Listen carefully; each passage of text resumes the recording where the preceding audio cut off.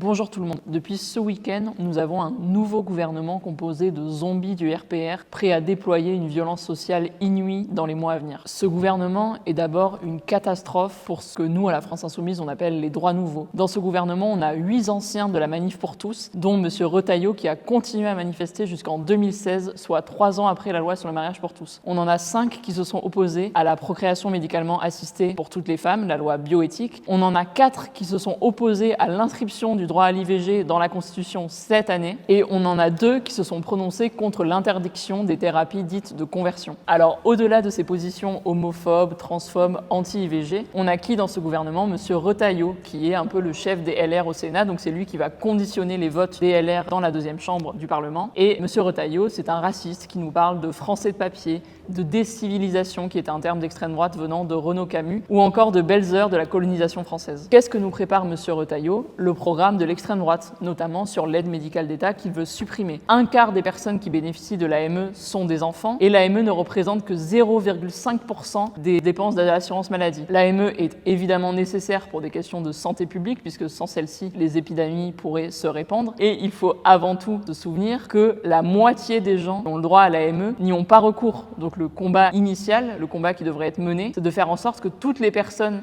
qui peuvent être bénéficiaires de cette aide médicale l'obtiennent. Dans ce gouvernement de réactionnaires, on a soi-disant une prise à gauche en la personne de monsieur Didier Migaud, qui est le nouveau ministre de la Justice.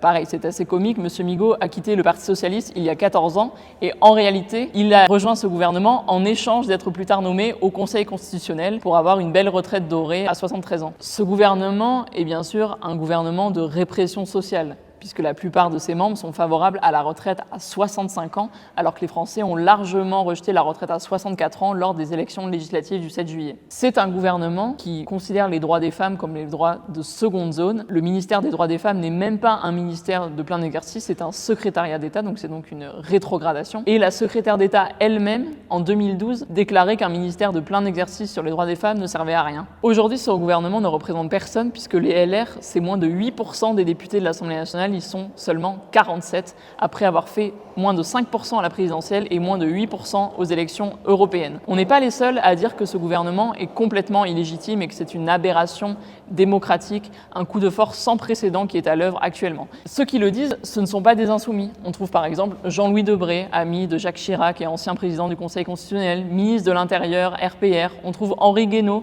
conseiller de Nicolas Sarkozy, ou encore Dominique de Villepin, qui était le ministre des Affaires étrangères et le Premier ministre de Jacques Chirac. Que nous dit M. Debré par exemple? Il nous dit: quand on fait des élections, on envoie au gouvernement la coalition arrivée en tête. Macron a tout cassé, ce n'est pas bon pour la France. La mission d'un président de la République, lorsqu'il y a une dissolution, quand le peuple s'exprime, c'est de tenir compte du verdict du suffrage universel, même quand cela ne vous plaît pas. La semaine prochaine, le 1er octobre, ce sera le discours de politique générale de Michel Barnier devant l'Assemblée nationale. Il est évident que nous allons déposer une motion de censure et que je la voterai. Je vous appelle aussi, le 1er octobre, à venir massivement dans la rue à l'appel de l'intersyndicale contre ce coup de force et pour nos services publics, et à signer la pétition sur macron-destitution.fr, puisque la première étape de la destitution, plutôt la deuxième, puisqu'elle a déjà été déclarée recevable au bureau de l'Assemblée nationale, sera la semaine prochaine en commission des lois avec le premier vote sur la destitution avant le vote en séance qui arrivera courant octobre.